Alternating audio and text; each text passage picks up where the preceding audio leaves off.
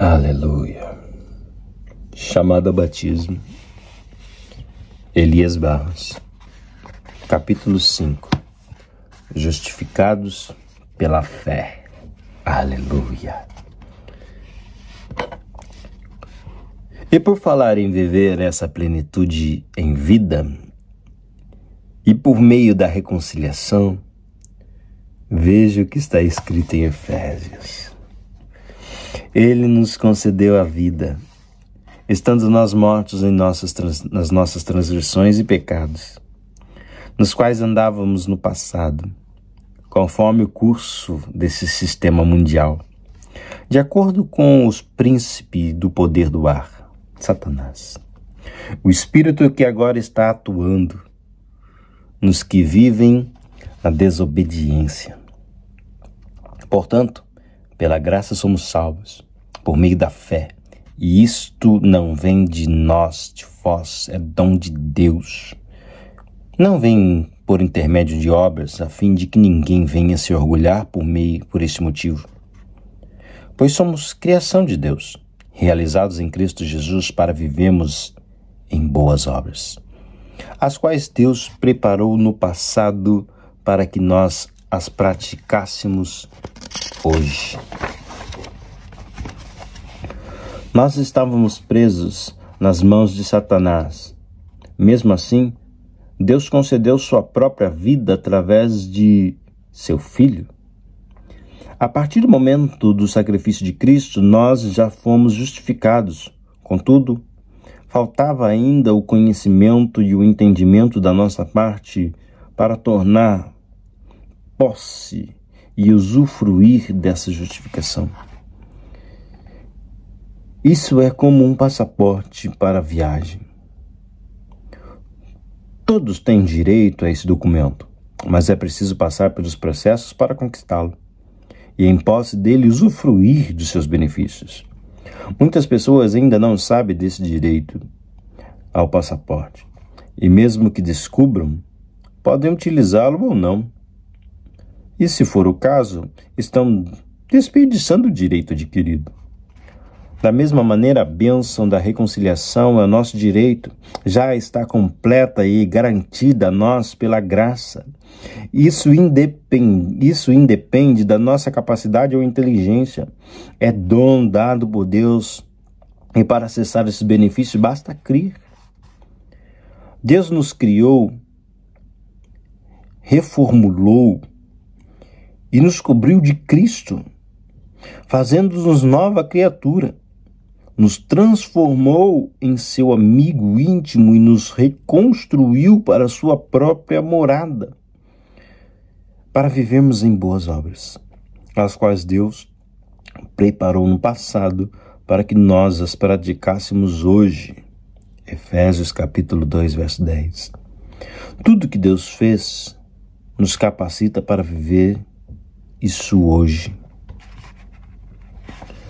Mas nós fomos lavados, fomos santificados, fomos justificados em nome do Senhor Jesus Cristo e no Espírito de nosso Deus. 1 Coríntios capítulo 6, verso 11. O resultado da justificação.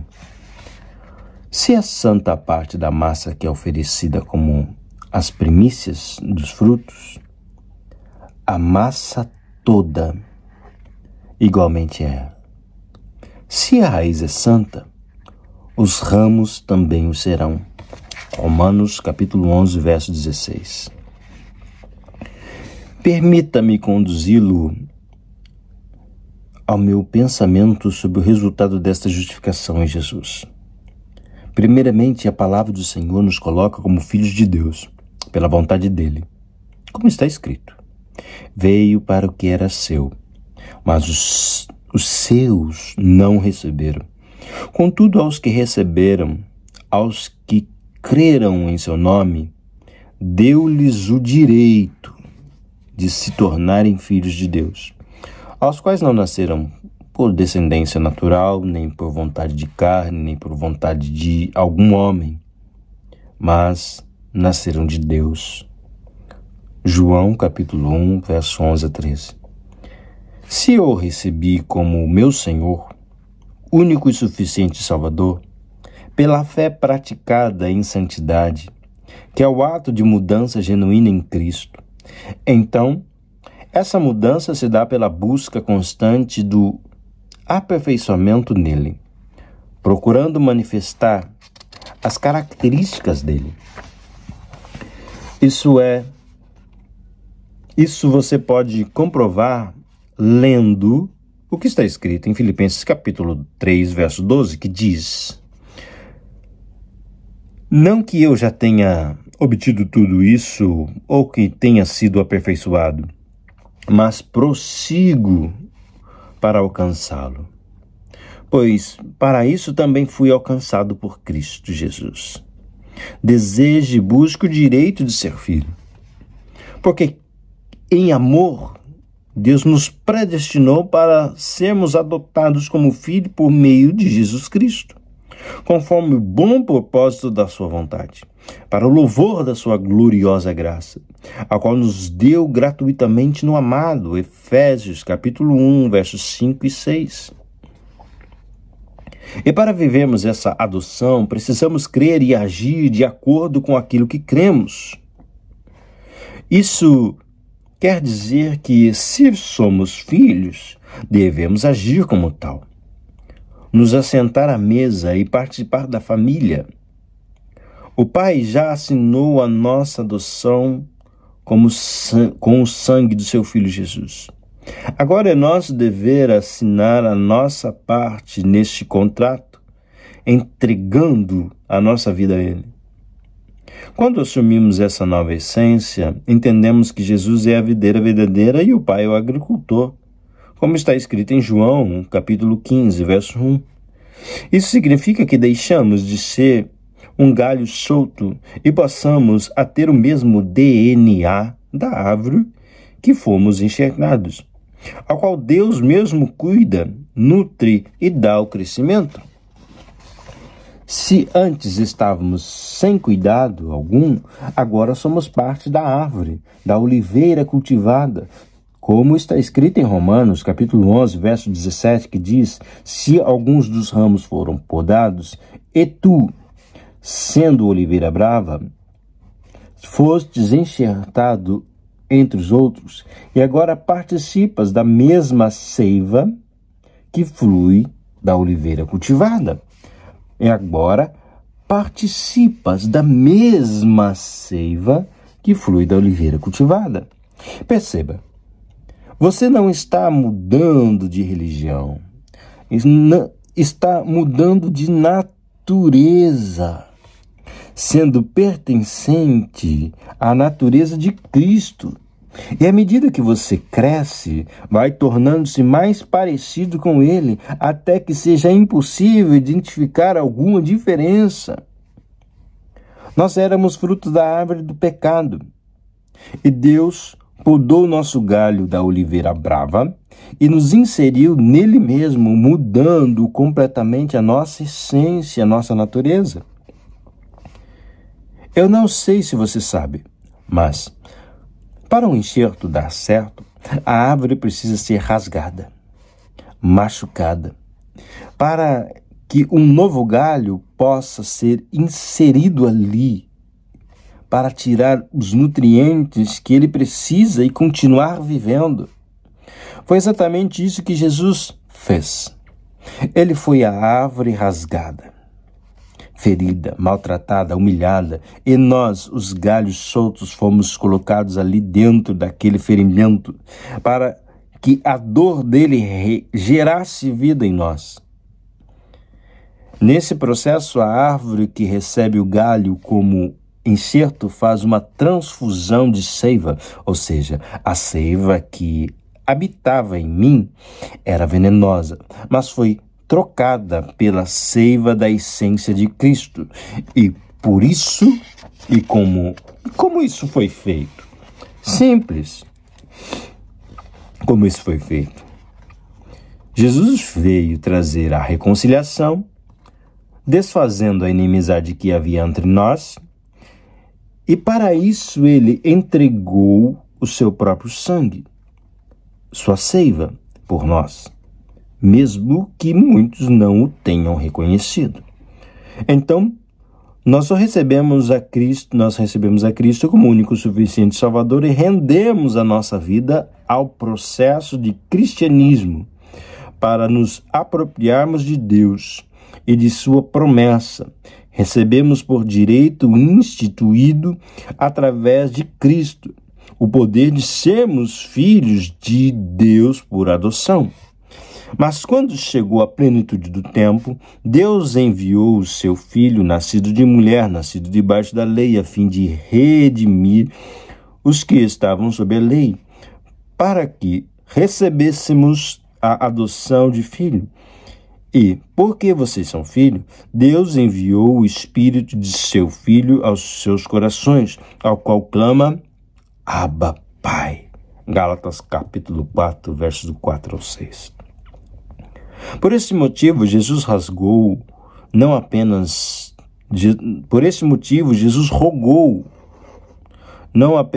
por um povo específico, porque ele não faz distinção de povo, raça, cor, pele. Ele rogou por todos aqueles que têm fé e vivem por meio dela, e fez isso por meio desta oração. Eu não rogo somente por isso, mas também por aqueles que pela tua palavra hão de crer em mim, para que todos sejam um, como tu, ó Pai, o és em mim, eu em ti, que também eles sejam um em nós, para que o mundo creia que tu me enviaste. E eu dei-lhe a glória que a mim me deste, para que sejam um, como nós somos um, eu nele e tu em mim, para que eles sejam perfeitos em unidade, e para que o mundo conheça que tu me enviaste a mim, e que tens amado a eles como me tens amado a mim. Pai, aquele que me deste, quero que onde eu estiver, também eles estejam comigo, para que vejam a minha glória que me deste, porque tu me amaste antes da fundação do mundo. João, capítulo 17, versos 9 até o 24. Se você crê na verdade desta oração, entende que ela se estende a você, então você é um filho de Deus, você é um com Ele. Para ser um nele e com Ele, Deus nos refez e reconstruiu a nossa identidade. Pois nascemos marcados pelo DNA do pecado. No entanto, ao nascermos no batismo de Jesus, fomos feitos novamente e passamos a ser identificados como casa espiritual. E para isso devemos amá-lo e guardar as suas palavras, pois foi essa orientação que Jesus nos deu. Disse Jesus, se alguém me ama, guardará as minhas palavras, e meu Pai o amará, e viveremos para ele, e faremos nele morada. João capítulo 14, verso 23. Você é a morada de Deus. Ou não sabeis que o vosso corpo é templo do Espírito Santo, que habita em vós, proveniente de Deus, e que não sois de vós mesmos? Porque fostes comprados por um bom preço. Glorificai, pois, a Deus no vosso corpo e o vosso espírito, aos quais pertence a Deus. 1 Coríntios capítulo 6, versos 19 e 20. O sangue nos aproxima de Deus. Logo, o Espírito que habita em nós, através dessa edificação, trabalha ajudando-nos a crer e permanecer nele, para o cumprimento de um propósito definido por ele desde a eternidade. E sabemos que todas as coisas contribuem justamente para o bem daqueles que amam a Deus, daqueles que são chamados segundo o seu propósito. Romanos 8, 28. Propósito esse que nos faz viver no presente a regeneração completa pelo Espírito que habita em nós e nos mantém cuidados por Deus. Nos aconselhamos a permanecermos em Jesus, que é o único caminho que nos conecta novamente com Deus. Contudo, entenda que essa não é uma busca futura, atrelada somente ao tempo que estaremos no reino celestial. Essa transformação é para hoje. Somos responsáveis por apresentar este reino para o mundo e mostrar às pessoas uma operante e presente transformação. Veja, antes não passávamos de uma oliveira brava por causa do pecado. Agora a misericórdia de Deus nos enxertou em Cristo e somos nova criação. Antes nem sequer éramos povo, mas agora somos povo de Deus. Não havíamos recebido misericórdia, mas agora a recebemos. 1 Pedro capítulo 2, verso 9 e 10. E essa misericórdia nos conduz a uma prática diária de santificação e exercício de fé, a fim de agradarmos ao nosso Pai, que nos escolheu e chamou. Por isso, nosso papel como filho é levar outros homens a Deus, porque isso manifesta quem somos diante dele. Uma vez que conhecemos o temor do Senhor, procuramos persuadir os homens. O que somos está manifesto diante de Deus. E esperamos que esteja manifesto também diante da consciência dos homens. 2 Coríntios, capítulo 5, verso 11. Veja, não somos obrigados a isso. No entanto, temos a oportunidade dada por Deus para manifestar a Ele e outras pessoas, ensiná-las a amar aquilo que está no coração e não viver pelas aparências. Jesus morreu por todas as pessoas, então não podemos receber a vida que Ele nos dá e vivê-la somente para nós mesmos, como se fosse algo particular.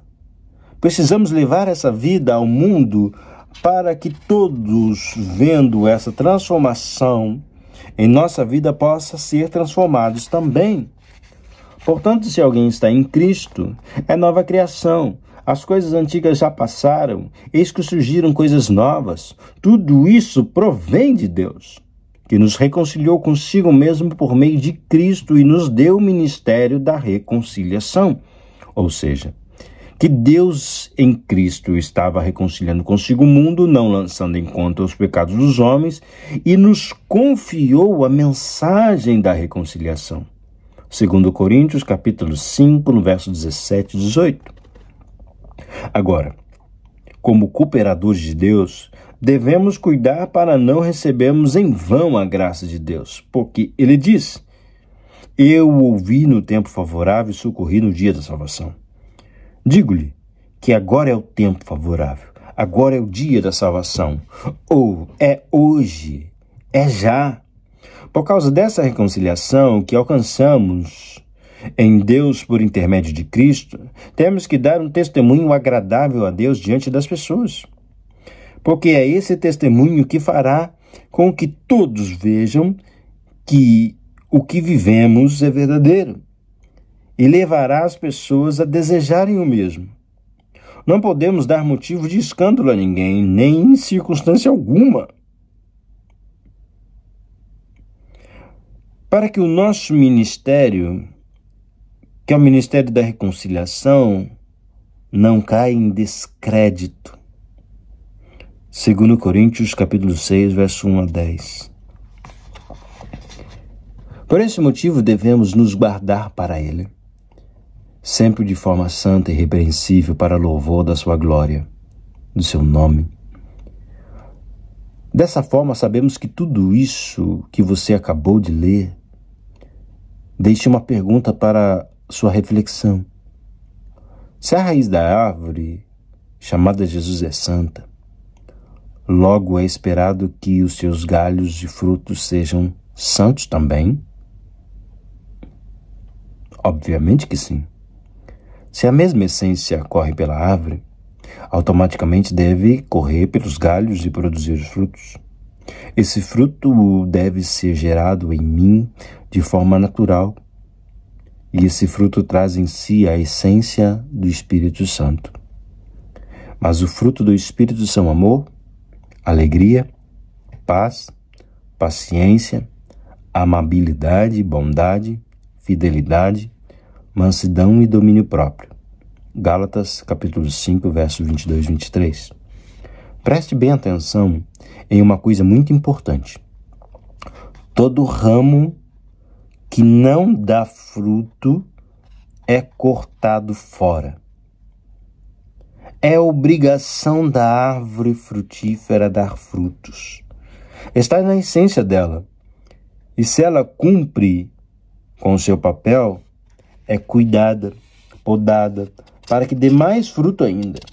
E Jesus continua a nos orientar dizendo: permaneçam em mim e eu permanecerei em você. Nenhum ramo pode dar fruto por si mesmo, se não permanecer na videira. Você também não pode dar fruto se não permanecer em mim. Eu sou a videira, vocês são ramos. Se alguém permanecer em mim e eu nele, esse dá muito fruto. Pois sem mim vocês não podem fazer coisa alguma. João capítulo 15, verso 4 e 5. Permanecer é fundamental para a produção, para a reprodução. Contudo, sabemos que essa permanência em Deus pode ser difícil, porque precisamos renunciar à nossa essência carnal para viver a essência espiritual. Isso só é possível quando nos identificamos, nos apropriamos da promessa, da regeneração em Cristo. Pois como Jesus mesmo disse, se alguém não permanecer em mim, será como o ramo que é jogado fora e seca. Tais ramos são apanhados, lançados ao fogo e queimados. João 15:6. Não se permita ser lançado ao fogo para ser queimado. Jesus continua: se você permanecer em mim e a minha palavra permanecer em você, pedirão o que quiserem e lhes será concedido. O meu Pai é glorificado pelo fato de vocês derem muitos frutos. Perceba que o nome de Deus é glorificado através dos nossos frutos. Quando não reproduzimos, não damos frutos, não damos glória a Ele, e muito menos podemos ser chamados de discípulos, porque a função é a natureza de um discípulo, é se multiplicar. Veja, para ser discípulo de Jesus, devemos carregar conosco a responsabilidade de reprodução, porque é isso que prova que somos discípulos dele. E essa multiplicação valida o amor de Deus por nós. Como o Pai me amou, assim eu os amei. Da mesma maneira, Jesus nos amou. Permaneçam no meu amor. Se vocês obedecerem aos meus mandamentos, permanecerão no meu amor. Assim como tenho obedecido aos mandamentos do meu Pai, e em seu amor permaneço. Tenho-lhes dito essas palavras para que minha alegria esteja em vocês e a alegria de vocês seja completa. João capítulo 15, verso 2 a 11.